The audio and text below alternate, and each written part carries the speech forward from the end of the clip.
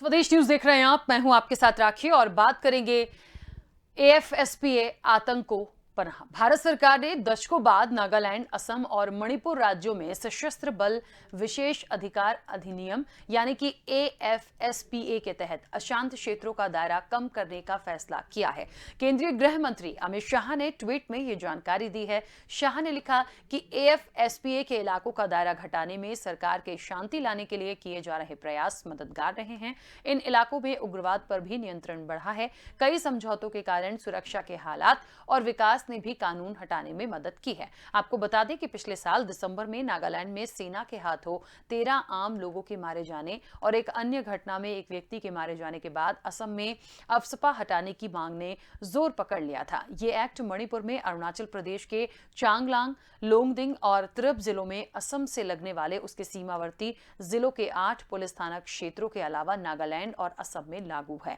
केंद्र सरकार ने जनवरी की शुरुआत में नागालैंड में इसे 6 महीने के लिए बढ़ा दिया था। गृह मंत्रालय की वेबसाइट के मुताबिक पूर्वोत्तर में विद्रोह की घटनाएं घटकर 2021 में केवल 209 रह गई हैं, जबकि 1999 में इनकी संख्या 1749 थी। 2019 से 2022 तक 6,900 से ज्यादा उग्रवादियों ने 4,800 हथियारों के साथ सरेंडर किया है। देखिए, इसकी मांग उठाई गई थी और उसके बाद ये जो तमाम चीजें की गई हैं, दायरा जो कम किया गया है, इसका इफेक्ट कितना पड़ेगा, इसकी जरूरत क्यों पड़ी है, क्या इसकी जरूरत सिर्फ इसलिए हुई या इस मांग को उठाया गया क्योंकि जो अधिकार थे सेना के पास उनमें उन्हें किसी से कुछ पूछने की जरूरत नहीं है। यदि कोई घटना हो गई है वो सीधे शूट आउट कर सकते थे और यहां तक कि पुलिस मामला जरूर दर्ज कर सकती है लेकिन न्यायालय तक कोई नहीं जाता। केंद्र सरकार का हस्तक्षेप जरूर हो सकता था।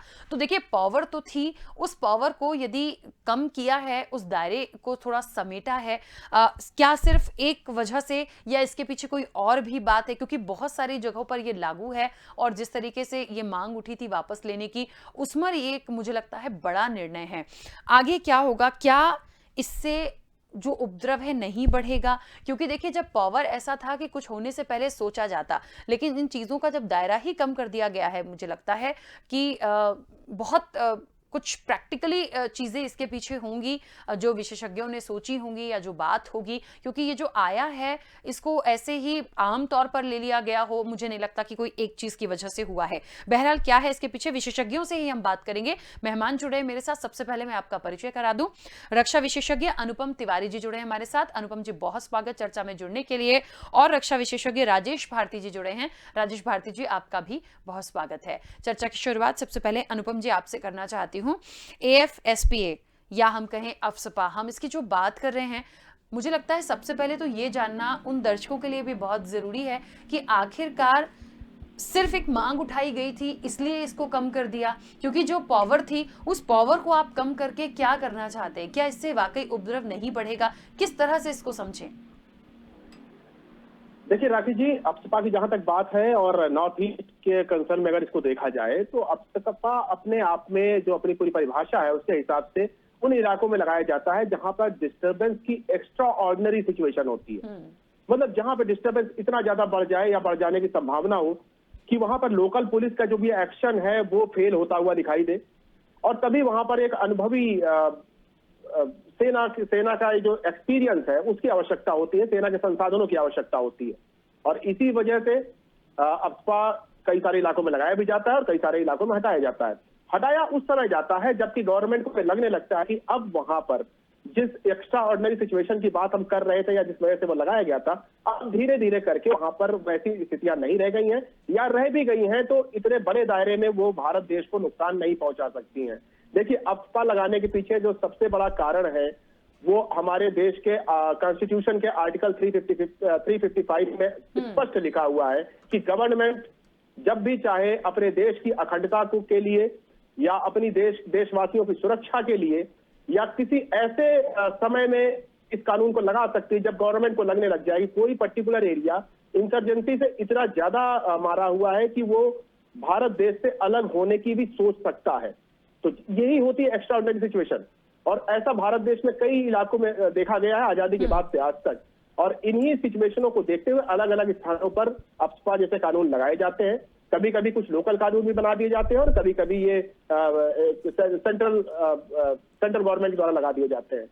तो अगर हम नॉर्थ ईस्ट की बात करें तो नॉर्थ ईस्ट में इंसर्जेंसी में काफी कमी आई है, इसमें कोई शक नहीं है। जितना उपद्रव 90 के दशक और उसके बाद में देखा गया था, आज उतना नहीं देखा जा रहा है, और देखा भी रहा है तो कुछ जिलों तक वो सीमित रह गया है। और इसी वजह से भारत सरकार अब सेना का वहां पर इस्तेमाल नहीं करना चाहती है, क्योंकि देखिए सेना भले ही किसी भी कारण से लगाई गई हो, लेकिन जो हमारी सिविल सोसाइटीज हैं, जो हमारे मानवाधिकार संगठन है, वो हमेशा सेना के द्वारा शासन को या सेना के द्वारा लॉ इन्फोर्समेंट को गलत बताते हैं। और डेमोक्रेसी के अंदर इस तरह के जब विरोधाभास की बातें उठने लगती हैं, तब गवर्नमेंट का ये दायित्व बन जाता है कि वो बार बार उसको देखे, उसका अध्ययन करे, और सिचुएशन को समझने के बाद अगर रिक्वायरमेंट ना लगे तो उसको हटाया भी जा सकता है। यहाँ पर ये कहना थोड़ा जल्दबाजी होगी कि अगर भविष्य में रिक्वायरमेंट बनी तो फिर से क्या नहीं लगाया जाएगा, बिल्कुल लगाया जा सकता है, सारे एक्ट लगाए जा सकते हैं। अब यहाँ पर जो जिम्मेदारी बनती है वो लोकल पुलिस की बनती है। नॉर्थ ईस्ट की जितने पुलिस स्टेशन हैं अब उनको अपनी कमर कस लेनी चाहिए, क्योंकि सेना अपने जो संसाधनों का उपयोग है वो अब शायद बहुत सीमित मात्रा में करेगी, और सीमित मात्रा में करने के बाद लोकल पुलिस की जिम्मेदारियां बढ़ जाएंगी, और लोकल पुलिस को इंश्योर करना पड़ेगा कि वहां पर अब किसी तरह का उपद्रव भविष्य में ना होने पाए, क्योंकि अगर भविष्य में होता है तो हो सकता है सेना को फिर से अपनी कमान लेनी पड़ जाए। इसके दोनों तरफ के प्रो एंड कॉन्स हैं, हम घंटों इसके ऊपर विवाद कर सकते हैं कि क्या अफवाह लगाने से फायदा होता है, क्या नुकसान होता है, लेकिन मुझे लगता है कि एक मैच्योरिटी दिखाते हुए भारत सरकार ने अब एक्स्ट्रा ऑर्डिनरी सिचुएशन जिसकी मैं बात कर रहा हूं उसको देखते हुए कि अब वहां पे ऐसी सिचुएशन नहीं लग रही है, इस वजह से इस एक्ट को अब थोड़ा सा रिपील करने की कोशिश करी जा रही है। लेकिन अभी भी पूरे नॉर्थ ईस्ट से इसको रिपील नहीं किया गया। कुछ डिस्ट्रिक्ट ऐसे हैं जहां पर इंसर्जेंसी जैसे हालात अभी भी दिखाई दे रहे हैं, जहां पर उग्रवादियों के अंदर अभी भी इतना खौफ नहीं आया है कि वो लोकल पब्लिक को परेशान न कर पाए। बिल्कुल। इसी खौफ को देखते हुए कुछ इलाकों में अभी भी अफवाह लगाया जाएगा, लेकिन अब वो बहुत ही सीमित मात्रा में लगाया जाएगा। राखी, बिल्कुल ठीक है। राजेश भारती जी, अफसपा को लेकर आपकी क्या राय है, और जो भी निर्णय हुआ है इसको हम किस तरह से समझें और क्या लग रहा है?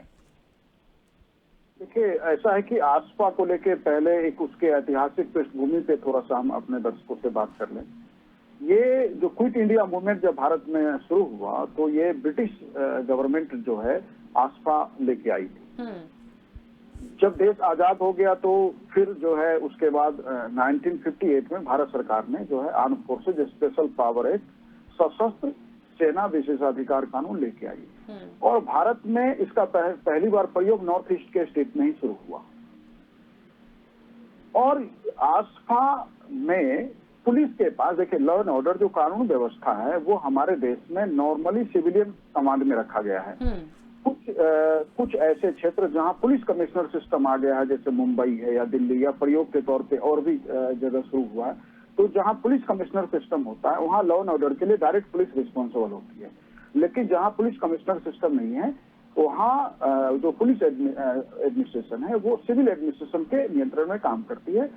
और लॉ एंड ऑर्डर के लिए पुलिस के पास 3 स्पेशल पावर होते हैं: सर्च, ऑपरेशन और अरेस्ट का पावर, कि कहीं भी जो है रीजनेबल सस्पिशन के बेस पे किसी को अरेस्ट कर सकते हैं, कहीं भी किसी प्रीमाइस में सर्च कर सकते हैं, कोई किसी ऑपरेशन को अंजाम दे सकते हैं। जब पुलिस जो है सिविलियन कंट्रोल में रह के लॉ एंड ऑर्डर को नहीं संभाल पाती है तो सिविलियन कंट्रोल से जब स्थिति नियंत्रण से बाहर जा रही है तो हम ये जो है आसपा लगाते हैं, आर्म फोर्सेज स्पेशल पावर। इसमें नाम से तो लगता है कि ये अधिकार सिर्फ आर्मी को मिलता नहीं, ये अधिकार जो है ना पैरामिलिट्री को मिलता है, या कहिए सेंट्रल पुलिस। पैरामिलिट्री जो हम नॉर्मली सीआरपीएफ या बीएसएफ को हम पैरामिलिट्री फोर्स कर देते हैं, लेकिन टेक्निकली ये पैरामिलिट्री फोर्स नहीं है, टेक्निकली ये सेंट्रल पुलिस फोर्स है। पैरामिलिट्री उस फोर्स को कहते हैं जिसमें आर्मी के लोग डेपुटेशन पे आते हैं, लेकिन बीएसएफ में, सीआईएसएफ में, सीआरपीएफ में जो है वो आर्मी के ऑफिसर्स डेपुटेशन पे नहीं आते, तो ये सेंट्रल पुलिस फोर्स है। तो जहां भी सिविलियन कंट्रोल में स्थिति नियंत्रण में नहीं है, कानून व्यवस्था की स्थिति नियंत्रण में है, इंसर्जेंसी बढ़ गई है, जिसको हम नॉर्मली कह देते हैं कि आतंकवाद की घटनाएं बढ़ गई है, लॉ एंड ऑर्डर की स्थिति जो है नियंत्रण में रख पा रही है सिविल तंत्र, तो सिविल तंत्र से बाहर के तंत्र को इन्वॉल्व करके व्यवस्था को सुधारने के लिए ये एक जो है हथियार के रूप में या एक जो है राज्य की व्यवस्था को बनाए रखने के लिए लाया गया है।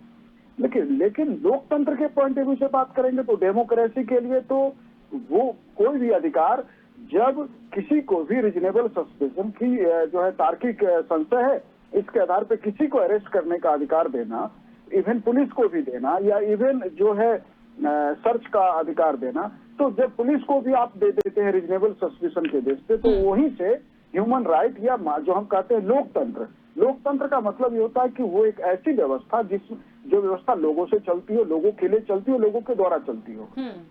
और जब ये अधिकार हम आर्मी और पैरामिलिट्री वगैरह को दे देते हैं, तब तो स्थिति और भी खराब हो जाती है।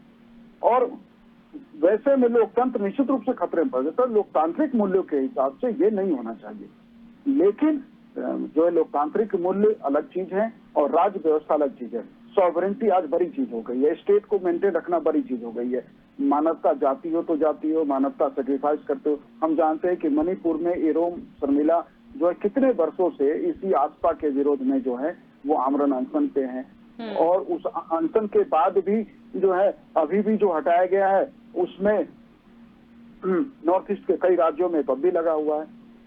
तो ये पूरी तरह नहीं, इवन दर्शकों को शायद ये जानकारी हो या नहीं कि ये चंडीगढ़ में तो 2012 तक, सितंबर 2012 तक लगा हुआ था। वैसे भारत में आसपास जहां भी लगा उसमें सबसे पहले जो है अक्टूबर 1907 में ये आसपा को सबसे पहले पंजाब में विड्रॉ किया गया, फिर पंजाब के बाद त्रिपुरा और मेघालय में इसको हटाया गया, लेकिन जम्मू कश्मीर में तो आज भी है और अभी 3 राज्यों में हटाने की बात हुई है। हम इसका जो है निश्चित रूप से ये आसपा हटा है तो ये लोकतंत्र के पॉइंट ऑफ व्यू से निश्चित रूप से एक अच्छा फैसला है और इसको भारत के अन्य राज्यों में भी हटाना चाहिए। लेकिन एक चीज हमें हर समय समझना होगा कि राज्य व्यवस्था को यदि मजबूत रखना है तो इस तरह के अधिकार जो है राज्य तंत्र के पास रहता है और आगे भी रहेगा। इसका प्रयोग हट गया है, स्वागत योग्य है, आगे नहीं लगेगा, वो डिपेंड करता है कि वहाँ की स्थिति कैसी है। बिल्कुल ठीक बात है।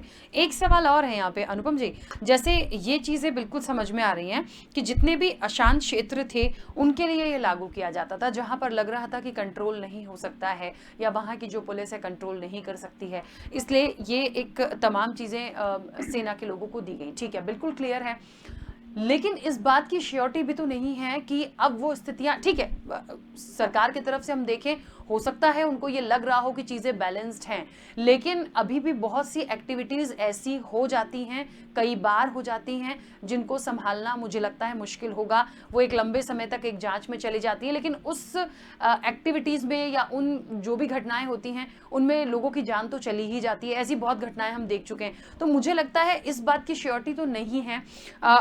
उनको कैसे समझ पाएंगे, और उसके लिए भी कुछ मुझे लगता है सोचे जाने की जरूरत है।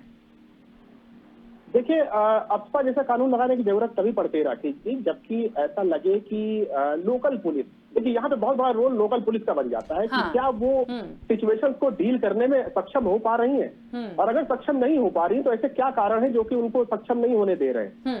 नॉर्थ ईस्ट वगैरह में हमने देखा है कि जब भी आतंकवादी घटनाएं बढ़ी हैं तो लोकल पुलिस ने किसी न किसी तरह से अपनी अक्षमता साबित की है, या ऐसा भी कई इंस्टेंसेस देखने को मिले हैं जब वो विद्रोहियों के साथ खड़ी हुई दिखाई दी है। तो इसे भारत सरकार को क्या करना चाहिए था? भारत सरकार क्या उसको ऐसा करते हुए देख सकती थी? बिल्कुल नहीं देख सकती थी। भारत सरकार को उसमें स्टेप लेना चाहिए था और भारत सरकार ने स्टेप लिया। सेना के साथ देखिए कुछ समस्याएं आती हैं, हम सेना को बहुत जल्दी से उसमें कटघरे में खड़ा कर देते हैं कि जी देखिए यहाँ पर उन्होंने जातियां कही हैं या ऐसे आरोप लगाए जाते हैं कि मानवाधिकार का उल्लंघन कर दिया गया किसी पर्टिकुलर इलाके में। क्योंकि सेना काम करने का ढंग थोड़ा सा अनुशासित होता है, उनके पास संसाधन वो होते हैं जो कि आमतौर पर लोकल पुलिस के पास नहीं होते हैं, और थोड़ा सा पावर भी उनके पास इस तरह के एक्स्ट्रा ऑर्डिनरी सिचुएशन में उनके पास ज्यादा हो जाती है। लेकिन आपको ये भी ध्यान रखना पड़ेगा कि सेना के पास लोकल पुलिस जैसा पब्लिक इंफॉर्मेशन सिस्टम नहीं होता है। वो अपने कामों को घटना हो जाने के बाद ही बता सकते हैं और ज्यादातर वो डिफेंसिव मोड में ही रहते हैं। आप देखिए सेना को जब भी कटघरे में खड़ा किया जाता है सेना अपना बचाव करती हुई दिखाई देती है।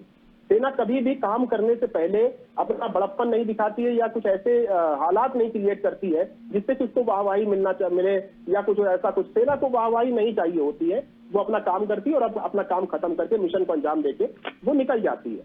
और इंसर्जेंसी वाले हालातों में अक्सर ये देखने को मिलता है कि जब भी कोई छोटी सी घटना हो या मानवाधिकार रिलेटेड घटना हो जाए या किसी व्यक्ति ने कोई प्रोटेस्ट लंबा खींच, जैसे इरोम शर्मिला जी का नाम हम लोग देख रहे हैं, हमें एक और घटना याद रहनी चाहिए कि मनोरमा देवी नाम की एक महिला थी जिनकी आसाम राइफल्स की कस्टडी में मौत हो गई थी यही मणिपुर के अंदर ही, और उस समय भी सिविल सोसाइटी ने इस बात का बड़ा हंगामा किया था कि अफस्पा को हटाया जाए और सेना के पास से सारे अधिकार छीन लिए जाए। इस तरह की बातें होती रहती हैं और यही लोकतंत्र की खूबी भी है और यही लोकतंत्र की खामी भी है, क्योंकि जब मैं आर्टिकल 355 की बात करता हूँ भारत देश के संविधान की, तो वो साफ कहता है कि किसी भी व्यक्ति को या किसी भी संगठन को देश से अलग होने का अधिकार नहीं है। अगर वो ऐसा करता पाया जाता है तो भारत सरकार उसको किसी भी तरह से काबू कर सकती है।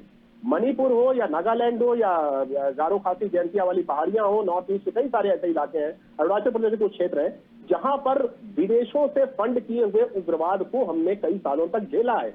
और विदेशों से फंड होता है, इसका मतलब उनके निहित स्वार्थ छुपे होते हैं। जो उग्रवादी हैं वो निहित स्वार्थ के लिए काम करते हैं, वो कोई आजादी की लड़ाई या कुछ ऐसा बड़ा नहीं कर रहे थे। सर ने, भारती साहब ने बताया था कि पहली बार इसका इस्तेमाल क्विट इंडिया मूवमेंट को सप्रेस करने के लिए अंग्रेजों ने किया था। तो देखिए वो सिचुएशन अलग थी, लेकिन हमको याद रहे जो सबसे पहला अफस्पा जैसा कानून भारत में लगा था या यूज किया गया था वो 1947 के पार्टीशन में किया गया था। जिस समय भारत का बंटवारा हो रहा था, तमाम इलाकों में दंगे हो रहे थे, तमाम इलाकों में मारकाट मची हुई थी, तब इस कानून का ये नाम नहीं था, लेकिन अलग अलग, बंगाल में कुछ और नाम था, पंजाब में कुछ और नाम था, राजस्थान के कुछ इलाकों में इसको और नाम से लगाया गया। देखिए हमको ये याद रखना पड़ेगा कि जवाबदेही तय होनी जरूरी है लोकतंत्र के अंदर, लेकिन लोकतंत्र का भी काम करने का एक तरीका होता है और सेना चूंकि लोकतंत्र का एक बहुत महत्वपूर्ण स्तंभ है, उसके ऊपर देश की सुरक्षा की जिम्मेदारी है, तो उसको कभी न कभी इन चीजों में थोड़ा सा अपर हैंड देना पड़ता है। क्योंकि अगर आप सेना को अपर हैंड नहीं दीजिएगा तो ऐसे इलाकों में जो भी इंसर्जेंट है, जो भी उग्रवादी हैं, उनको अपर हैंड मिल जाएगा। वो पॉलिटिकली और सामरिक रूप से, व्यापारिक रूप से, हर तरह से उस पर्टिकुलर एरिया का जो जनतंत्र है, जो लोग बाग है, उनका उत्पीड़न कर सकते हैं, उनको परेशान कर सकते हैं, उनको देश की मुख्य धारा से दूर कर सकते हैं। तो अल्टीमेटली नुकसान भारत के लोगों का ही होता है। तो यहाँ पर हमको ये समझना पड़ेगा कि ऐसे कानून क्यों लगाए जाते हैं, और जब आज जो सिचुएशन है, जबकि देश को लग रहा है, और ये देश को अचानक से सपने में नहीं आया है, इसके लिए बाकायदा कई सारी कमेटियां गठित करी गई थी, कई सारे अध्ययन किए गए थे, कई सारे लोगों से बातचीत करी गई थी। वहां की जो चुनी हुई सरकारें हैं 7 सिस्टर्स की, 7 प्रदेशों की, उन चुनी हुई सरकारों से एक गहन अध्ययन विमर्श के बाद ही ये निर्णय लिया गया होगा, क्योंकि ये बहुत ही महत्वपूर्ण निर्णय है। वहां के लोगों के साथ में हमेशा ये एक भय बना रहेगा अभी कुछ दिनों तक कि क्या वहां पर उग्रवाद फिर से वापस आ सकता है सेना के हटने के बाद। इस भय को देखते हुए भी अगर ये कदम उठाया गया है, अफस्पा को वापस लिया गया है कुछ इलाकों से, तो ये स्वागत योग्य कदम बिल्कुल है। और वहां के लोगों को भी अब ये चाहिए कि देश की मुख्य धारा में जुड़े। और वर्तमान सरकार का देखिए, अब जब से 2014 से ये सरकार आई है, तब से उनका बहुत ही ज्यादा फोकस नॉर्थ ईस्ट के ऊपर रहा है। और नॉर्थ ईस्ट हमेशा से, काफी दिनों से, पिछले 50 सालों से इस बात का शिकार रहा है कि मुख्य धारा में दिल्ली से वहां की जो डिस्टेंस है, उस डिस्टेंस के साथ साथ वो वैचारिक डिस्टेंस भी हो जाया करती थी। हम वो उनको अभी मुख्य धारा में लाने में काफी समय लग गया है। इस सरकार ने थोड़ा सा तेजी पकड़ी, ऐसा नहीं कि पिछली सरकारों ने मेहनत नहीं करी, कोशिशें नहीं करी, लेकिन उस समय समस्या बहुत भीषण थी।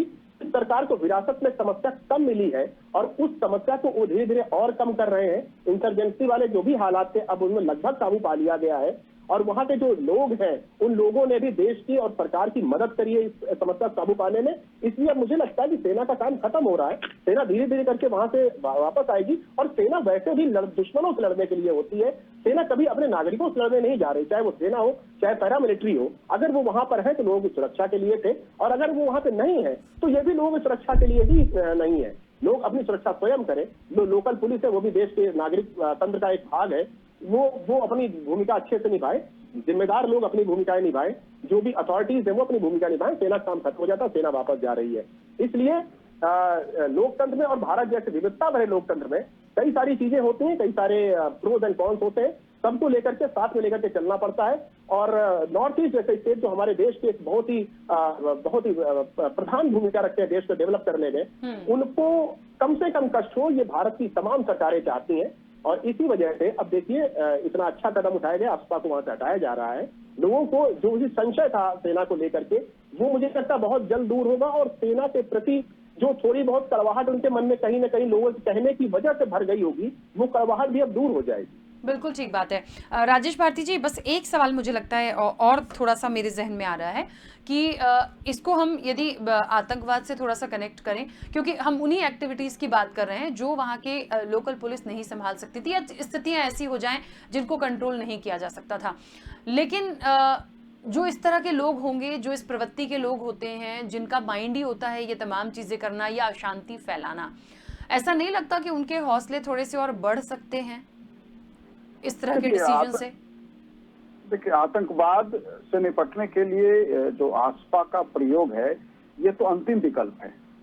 जब आप हर समाज के अंदर या क्षेत्र के अंदर एक राजनीतिक तंत्र है, और राजनीतिक तंत्र के नीचे जो है, गवर्नमेंट के नीचे जो है एडमिनिस्ट्रेशन काम करता है। एडमिनिस्ट्रेशन का ही एक अंग पुलिस व्यवस्था है, सिविल पुलिस का भी एक कॉन्सेप्ट है, और समाज भी अपने आप में पुलिसिंग का काम करती है। जो हम कहते हैं कि बहुत सारे जो चेक है समाज में अंदर, बहुत सारे जो रोक है, वो तो समाज के अंदर ही हो जाता है। सामाजिक मान्यताओं और सामाजिक मूल्यों से रोक होता है। आस्था के हट जाने से आतंकवाद की घटनाएं बढ़ जाएगी, ये बात नहीं। आतंकवाद की घटनाओं के बढ़ने के लिए जो परिस्थितियां जिम्मेदार होती है, वो परिस्थितियां यदि फिर से बढ़ेगी तो निश्चित रूप से फिर से जो है आपको आस्था की जरूरत पड़ेगी। तो इसका मतलब है कि आस्था लगने का मतलब है कि राजनीतिक तंत्र असफल है। सिविल एडमिनिस्ट्रेशन की असफलता आस्था लगना होता है। जब किसी समाज में राजनीतिक तंत्र की असफलता होती है तो उसकी कीमत आम नागरिक चुकाता है आस्था के रूप में। आम नागरिकों का कोई दोष नहीं होता। यदि कहीं पे भी इंसर्जेंसी या आतंकवाद जैसी दूसरी समस्याएं आ रही है आपके सामने, तो इन समस्याओं को हल करने के लिए, इन तरह के इश्यूज को एड्रेस करने के लिए ही एक राजनीतिक तंत्र, एक लोकतंत्र में बना है, जिसमें जनप्रतिनिधि, हम कहते हैं पब्लिक रिप्रेजेंटेटिव के रूप में, राज्य में एमएलए और सेंटर के लेवल पे राज्यसभा और लोकसभा में एमपी आ रहे हैं चुन के। तो ये जो पूरा तंत्र है, इसका काम ही है कि समाज के अंदर पैदा होने वाले मुद्दों को, समाज की मांगों को, समाज की परिस्थितियों को डील करे और समाज को सही दिशा में लेकर चले। बेसिकली आस्था लगना राजनीतिक तंत्र की असफलता है।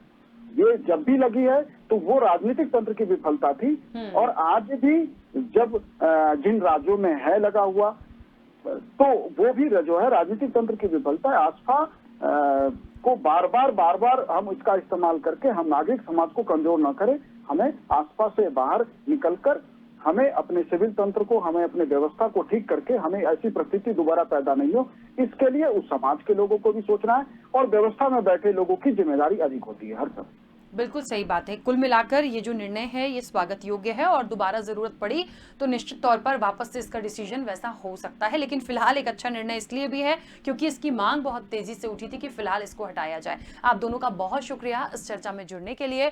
देखिए, जहां तक आस्पा की बात है और आतंक को पनाह, इसको कनेक्ट ना करें, इसलिए ना करें क्योंकि जो इस तरह की एक्टिविटीज होती हैं उसके लिए बहुत सारी चीजें हैं जो काम कर रही हैं, और ये एक आखिरी विकल्प है कि जो आस्पा होगा ये आखिरी विकल्प होगा आतंकवाद को खत्म करने के लिए। फिलहाल इसके पॉइंट्स अलग हैं, इसके पावर अलग थे, और बहुत इंपॉर्टेंट हुआ है, इमरजेंसी टाइप स्थितियां हुई हैं तब इसकी आवश्यकता पड़ी है। बहुत सारे स्टेट्स ने मांग की थी कि इसको हटाया जाए और हटाया भी गया, इसलिए ये निर्णय स्वागत योग्य है। लेकिन हाँ, यदि स्थितियां बिगड़ती हैं तो दोबारा से इसको लागू भी किया जा सकता है। इसलिए ये ना सोचा जाए कि ये चीजें हट गई हैं तो आतंकवाद बढ़ जाएगा या और चीजें होंगी। इससे लड़ने के लिए तमाम लोगों को जागरूक भी होना है, समझना भी है, और निश्चित तौर पर इसके लिए काम भी किया जा रहा है। फिलहाल चर्चा में इतना ही, दीजिए इजाजत, नमस्कार।